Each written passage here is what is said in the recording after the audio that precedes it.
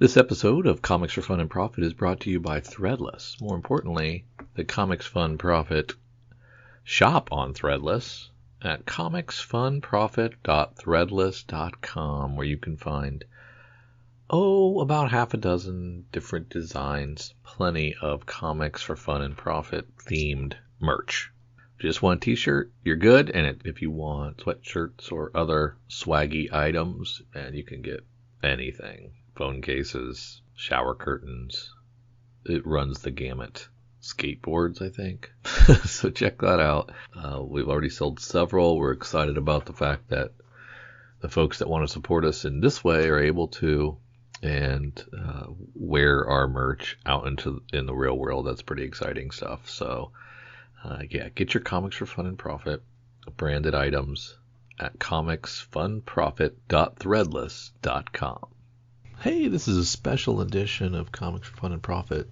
What that means is Kyle bailed at the last minute, and I couldn't get a fill-in host in time. So what we're going to do is we're going to take a previously exclusive Patreon episode and make it available for everybody. So I hope you all understand that this stuff happens. I'd rather have some content on Saturdays than no content on Saturdays. So we will see if the listener backlash is resounding and amazing, and the crescendos of boos, upset the multiverse. But hey, here's our review of Ant-Man. Not really a review, more of a reaction. Here's our reaction, Ant-Man. Not really a reaction, more of a recap. Reaction, review of Ant-Man. Yes, that's what it is. We hope you enjoy this special edition of Comics for Fun and Profit. Thank you for listening to Comics for Fun and Profit. This is Kyle and Drew coming to you with a special episode of, I'm not sure what we're calling this, but we have just come back from Ant-Man Quantumania, and we thought we would share our thoughts with you guys over what we thought. This is, of course, going to be very, very spoiler-filled because we're going to talk about all the cool things and any of the different characters we thought and all the fun stuff. Yeah, we'll call it a very special episode. A very special episode. And this is the first time we've been back to the movies in a very long time. And I, for one, had a really good time. I had a good time with the experience of going out to eat and hanging out with you guys and the whole going to the movies. I sat by douchebags on my end. So you had better people probably around you. I had a toddler behind me. Yeah, yeah. That was like hitting my seat, and then I had a couple of ADHD middle schoolers right next to me that kept talking, and I was so close to like grabbing one of them and just tossing them over the railing to their demise, but I felt like I probably couldn't do the time, so I probably shouldn't abuse children, but that kind of reminded me of, okay, this is what it was like. This is what it was like pre-pandemic when you go to movies when it's opening weekend and it's packed and people. It was so weird because like people coughing all around you, a lot of sickness. Yeah, and, you just feel like, oh, you're in this room and so much germs and stuff, and but nobody masks anymore. So you're just gonna like inhale it all, and so that was going through my head. So many trailers. I mean, I would say there were 8 trailers for movies. Yeah, there was a lot. A lot of good ones though. A lot of really good ones. Yeah, I really enjoyed seeing the Flash on the big screen. I can't believe how excited I am for that movie. When I was poo-pooing it before, but it looked really good. What else did we see? We saw Guardians. The Guardians trailer was really good. Had that been out? Yeah, I'd seen him before. You had seen that one? I had not seen that one. Saw Dungeons and Dragons trailer. That looked really good too. Mhm. Yeah, Dungeons and Dragons looked really good. Saw a Stephen King trailer that scared the living bejesus out of the little baby girl right behind you. Yeah, yeah. Look, that's why you don't bring a 2-year-old to a PG-13 movie. You dumb dumb. Yeah, the Fast 10 looked pretty good. Yeah. I can't believe there's been 10 of those.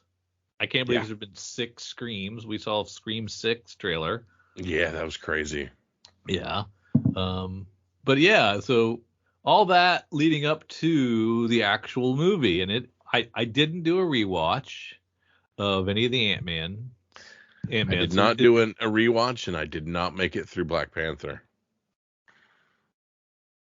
You didn't need Black Panther, did you? Well, I just wanted to. I had set a goal for myself to knock through it before we did this. Oh, It didn't work. I got you.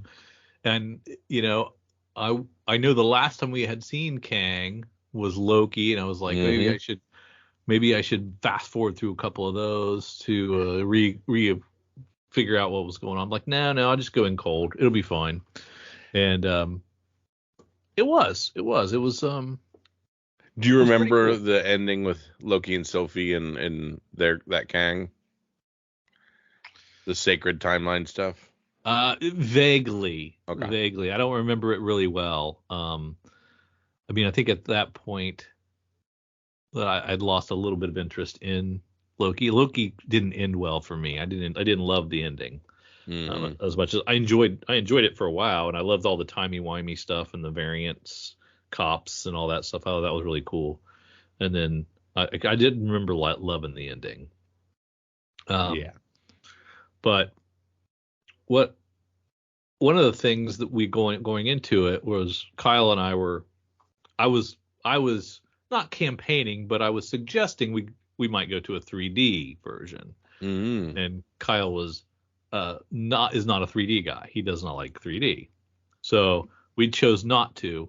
And I was kind of kicking myself at the beginning when they were in the quantum realm. When you first enter the quantum realm, they give you like the bird's eye view of everything, and they take you through the Star Wars of it all, essentially. Yeah, and it's they like essentially treat it like they treat it like Avatar. Yeah, and I was like, oh, this would be really cool in 3D.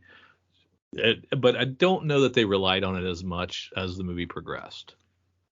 But I thought at the beginning of like, oh, this would have been cool in 3D. Mm-hmm. But that was really the only piece that I really noticed where I was like, you can tell that this has been shot for 3D on the other version. Yeah. But kind of light-hearted to start, reestablishing where we were. I mean, Scott had written a book about his adventures and saving the world, bringing everybody back. A very casual life. Yeah. He doesn't seem to be real involved in superheroing. Yep. And we meet the recast Cassie, played by Catherine Newton. Much stronger actress than the other girl. I felt bad for the other girl, but this girl was really good. Yeah. And she's doing a little superheroing with her grandpa, Hank Pym, the original Ant-Man, and they were building some, what was it, like a quantum telescope or something like that? Yeah, yep, essentially the Hubble telescope before the quantum realm. Yeah, and so that upset Michelle Pfeiffer, Janet Van Dyne, because she had flashbacks of her bad experience in the quantum realm. A bad experience that she refused to talk about with anybody. Yeah, with anybody, yes. And I thought that was pretty interesting. I didn't realize. I guess I did realize that she was there for a long time. I guess maybe I didn't realize it was 30 years. 30 years. Yeah, and it was 30 years her time, or 30, but it wasn't 30 years outside, was it? No, it was outside as well. I mean, she missed her kid growing up was the big thing. Oh yeah, okay. But so then they get on Cassie a little bit for playing around in the quantum realm. She shouldn't have, And it turned out they were right because that signal that they were like telescoping in there is what drug them into Yeah, the Kang quantum. used that as a beacon to find them and pull them into the quantum realm because he needed them to help essentially fix his time machine and get out of there. Yeah, yeah, which was weird. I mean, that was kind of a hard one to swallow. That he had all this technology and weaponry and high tech gizmos and everything he needed, but he couldn't fix that thing. He couldn't fix Hmm. his little engine or build another engine to get out of there, which I thought was weird, since Hank's going in and out of it multiple times, Yeah, right? yeah. And Scott had too, I think, at that point, going in multiple times and gotten out. So that was kind of weird. Like he's really been stuck. He's this smart and he really got stuck. And um, were you able to understand if is this the original Kang, or I don't think because we will ever know that. we don't know who the first Kang is. There's just many Kang, There are many Kangs, yeah. many Kang, lots of Kang. Um, so we got a really interesting glimpse of him and this world, and great cameo by Bill Murray, Yeah, right? really good. That was fantastic and caught me off guard. I didn't know. Did you know it was coming? Did not. Yeah, I didn't know that was coming. And he was chewing the scenery, and it was fun. Um, Acted like he had been banging. Well, I guess he had been banging Janet while she was During the down 30 there. years, yeah. Yeah, and because they were lonely. Hmm. Hank Pym did not like that, but A that lot of was the fun. different quantum realm alien characters, really cool, very unique. You're Yes, introduced to a telepath, a goo, a warrior lady, all yes, kinds of really good stuff. really great characters. Like think the bar on Tatooine, in the first Star Wars, but better, like better, more diverse Hmm. characters, right? Yeah. Um, and then like the buildings were alive. They were shaped like dicks to me, but nobody else that was watching the movie with me thought they looked like dicks. I thought they looked like flying dicks. That might be my own baggage that I'm bringing into the movie with me. I don't know why. That was interesting because they were alive and flying around. So It was neat because I also thought they're very much leaning into trying to find another Korg in these movies with some of the different offshoot characters, like the fun sidekick we get in Thor, the Rock. okay, Yeah, so I could see where they were looking for that kind of character to bounce off and create a secondary character, that's yeah, and from the quantum realm. I like both the guy that could read the telepath and the Hmm. goo thing. Yeah. Um, drink the goo or drink the ooze. I'm sorry, drink the ooze guy.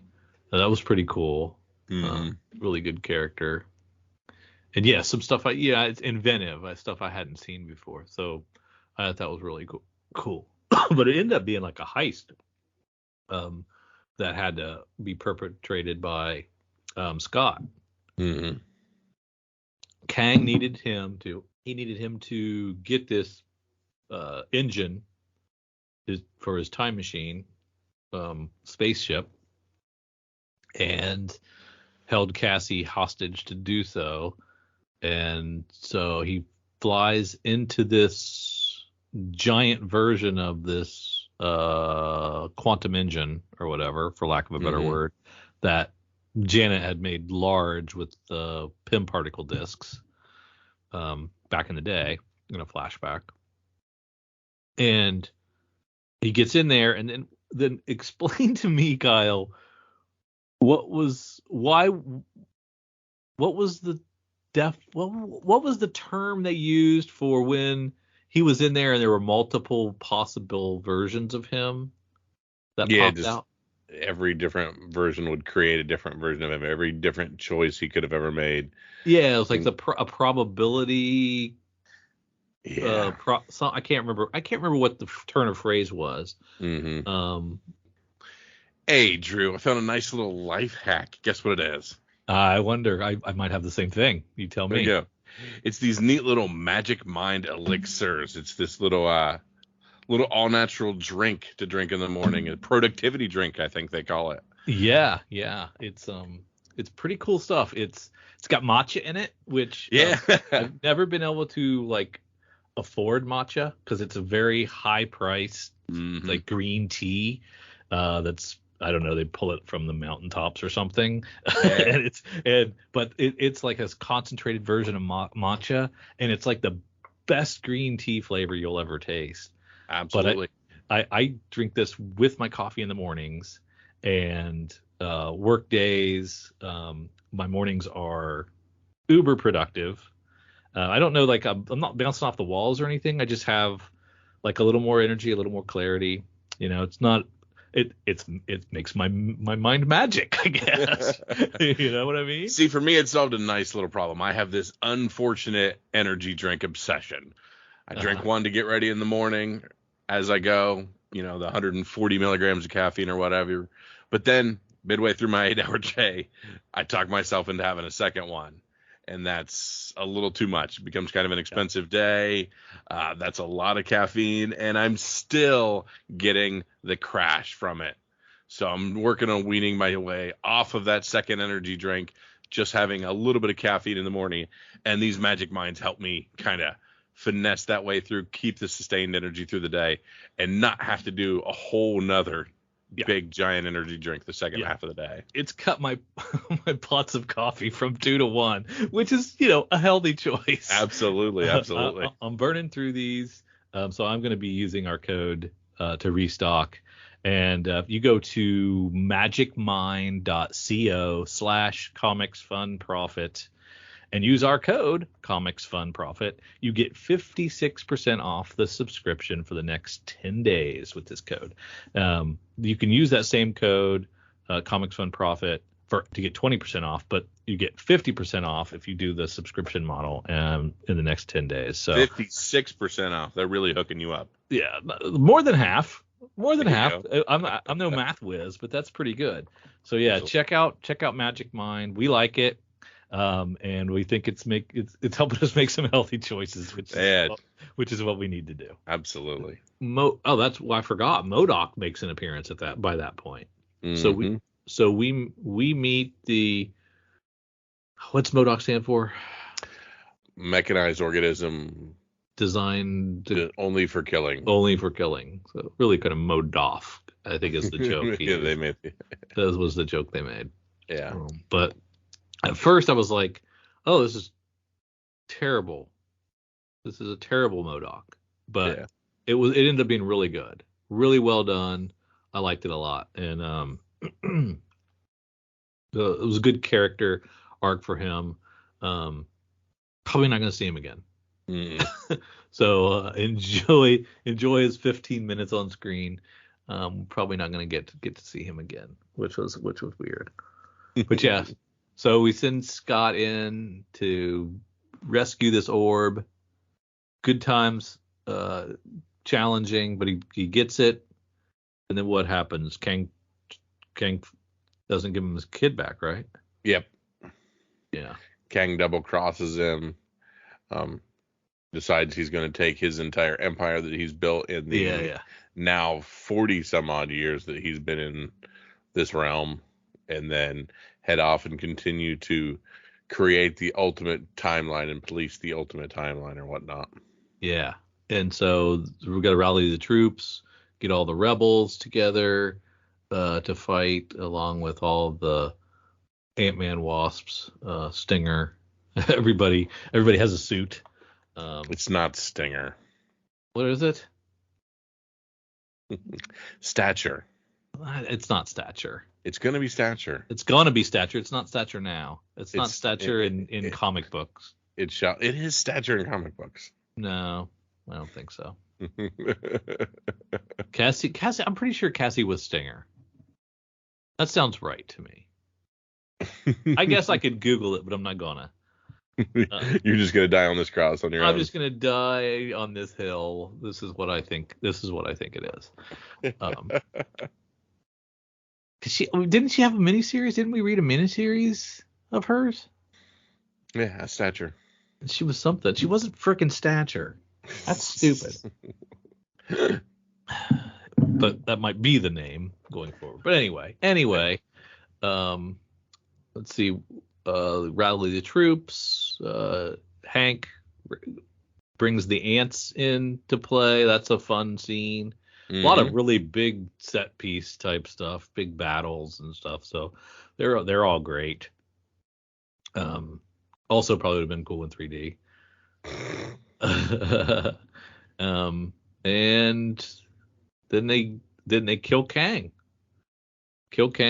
and then come back home and try to get back to normal, right?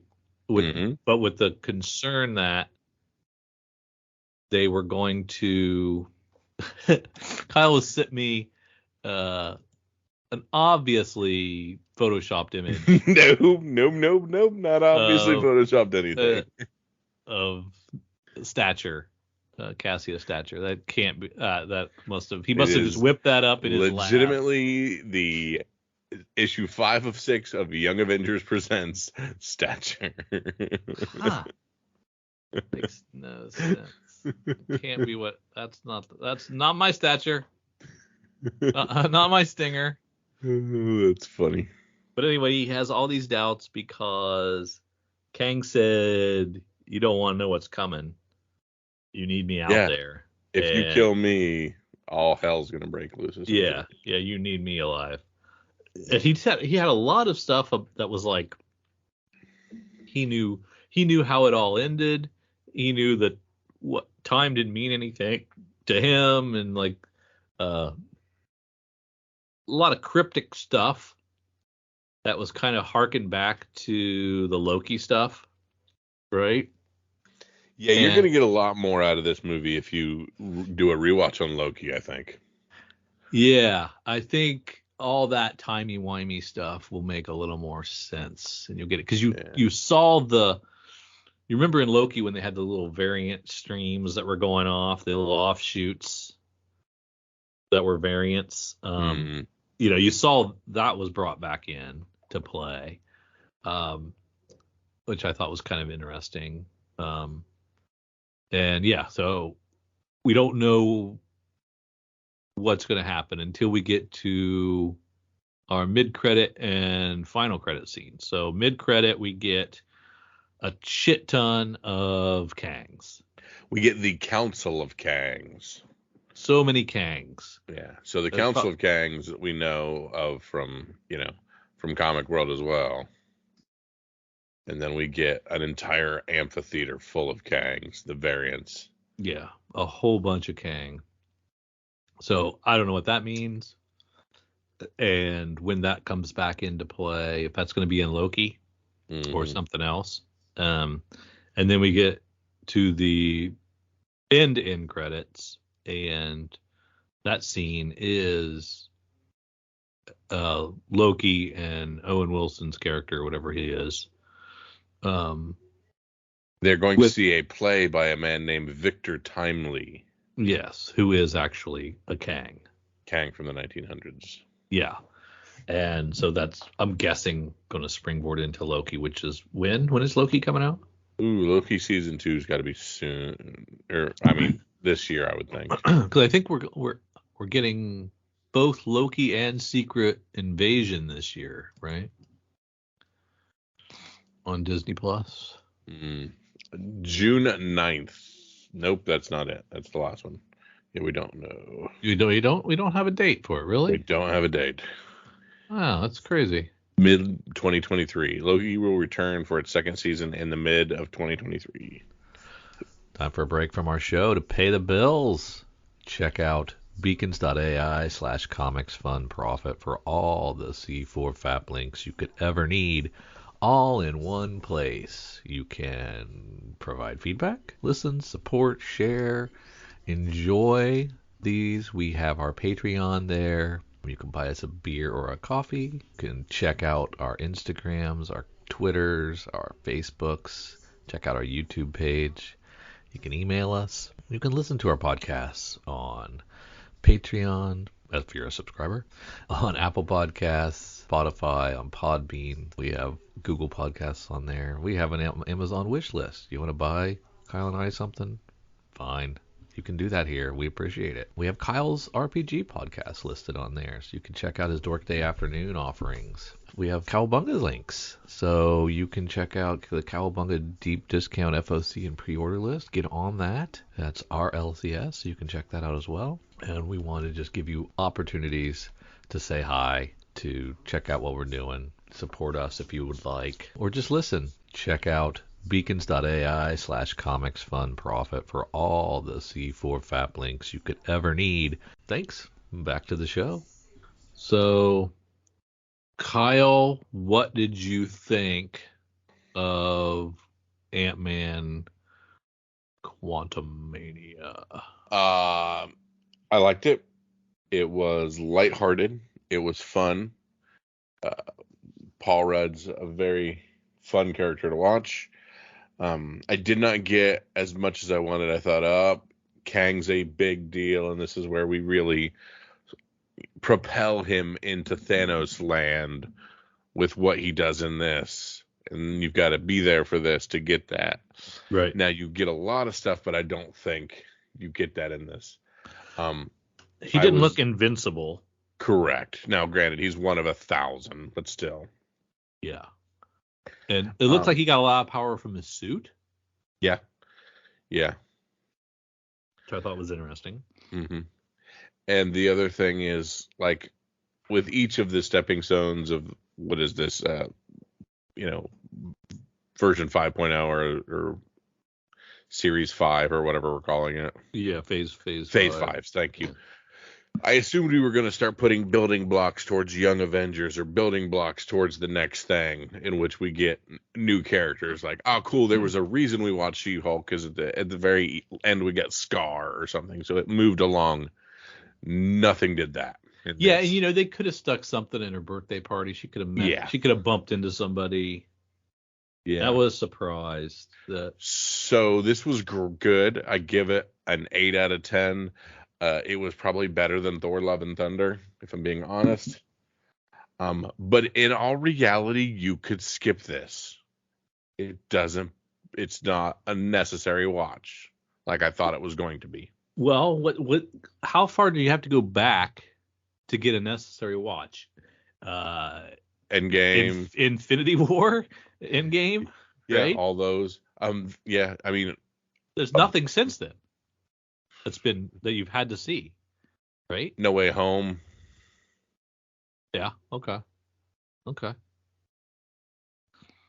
Yeah, and everything prior to all. Yeah, I mean, there's been a bunch of have to sees because they build, but this doesn't. I mean, it gives you a little bit of Kang build, but like this Kang's going and there's 1,000 more. So in all reality, it meant very little. You don't introduce anything else really in it. So in the end, it means nothing really meant anything. So where I was looking for something in a Phase 5 movie to, be a permanent rock that you have to build on, this is just another standalone movie. This isn't a building block. Yeah. So in that case, does that mean fool me once, shame on me, fool me twice, shame, whatever that frickin' thing is I'm trying to say. But does that mean you're not going back to the theater again? No reason? You can wait? I can wait. That's what I'm thinking. It sounds like Secret Wars is the only thing we got to see. Yeah, and do you have to see the pieces leading up to Secret Wars? Yeah. But that's 2026, dude. That's forever from now. What's your point? Yeah, that's a long way off. Yeah. There's gonna be a half a dozen movies between now and then, I would guess. Yeah. At least. Yep, and we're all leading up to, Kang Dynasty, obviously, but 8 out of 10. You're giving it an 8 out of 10. I'm probably around the same. I would say, yeah, that's like a B, right? mhm. I'd give it a B. Yeah. And like I said, I had a really good time with it, but okay, so all right, we've got this, and then May 5th we've Guardians 3. I got to see that. Yeah. Then we have the Marvels in November. Okay. And I'm not making a decision on that. And Yeah. then very beginning of 2024 we have Captain America New World Order. That's with who as captain? The old Falcon? I don't know. Yeah, it's coming off of Falcon Winter Soldier. Yeah, Anthony Mackie. Yeah. And then we have Thunderbolts in July of 2024. And then we have Blade in September of 2024. And that is Phase 5. That's the end of Phase 5? Yes. No, I thought Fantastic Four was in there, no? Maybe. Maybe not. Maybe you're right. Maybe that was just like a fanboy thing. Yeah. That really happened. Okay. Well, I got a taste of it. And then we have, as far as TV series, we have the Secret Invasion TV series. Right. And Loki. We have Loki. We have another What If. We have Ironheart. We have Echo. We have Agatha. And then we have Daredevil Reborn. Or Born Again. Yeah, most of that stuff is in 24. Loki and Secret Invasion are the other ones in this year, right? They're all scheduled for 2023 except for Daredevil. Oh, really? Yeah, Secret Invasion is 2023. Loki's 2023. What If is TBD, but penciled in. Ironheart, same. Echo. Agatha is late 2023, and then Daredevil's early 2024. Because Phase 5 will be over in 2024. Yeah, I mean, I can't. You got Mandalorian too. You got to squeeze that in the schedule. Yes, good. Irrelevant to Phase 5, but yes. Right, but Disney Plus only has so many holes in their schedule. Oh, yeah. Yeah. You know. I'm with you. Yeah, I don't know that all that stuff will fit. But yeah, hope you guys got to see it. And we'll make sure this is spoiler tagged so you don't listen to this if you haven't seen it. And this will be just on the Patreon channel, right? Whatever you want to do, my friend. But honestly, it was a good movie. I'm glad we went, but it's still not as important as I wanted it to be important. No. It's not a 10 out of 10 must see in the theater. No. And it did not crack my top 10 Marvel movies. No. And it's not even, is it the best of the Ant-Man? Yeah. Do you think it's the best of the three? Yep. Okay. You heard it here. Hey, thanks for tuning in. Head on over to patreon.com. Comics for Fun and Profit. Later. See ya. Our LCS is Cowabunga Comics out of Oconomowoc, Wisconsin, and their mail order company, Deep Discount Comics. And we went there, and we were actually invoice number 00001. We were the very first their very first customer, which was kind of cool. They've been nothing short of fantastic, customer service wise, discounts. They were very close, if not the same or better than DCBS on a lot of things. Over and above, customer service wise, always taking care of us, going the extra mile, so responsive, getting instantaneous responses back to questions about things, to the point where knowing the stuff you like and anticipating your needs and having it suggested that you might want to add this to your order already before you even have to think about about it that's kind of cool. Really quality experience. So we love working with Cowabunga and Deep Discount, and that's why they're in our show notes every single episode and have been for hundreds and hundreds and hundreds of episodes. That we leave them there because we like them. They're cool, good people. That's why they're in there. By God, they'd tell you to, if you've got a local comic book shop that you love, stay with them, because everybody needs to support their local comic shops.